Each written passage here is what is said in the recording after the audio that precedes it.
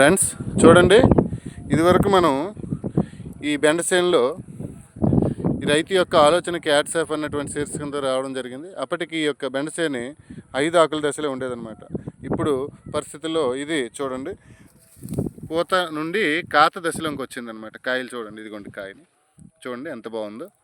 అయితే దీనికి ప్రజెంట్ ఉన్నటువంటి సిచ్యువేషన్ ఏంటంటే, అక్కడక్కడ కొమ్మలు వడలిపోయి ఎండిపోతున్నాయి అన్నమాట.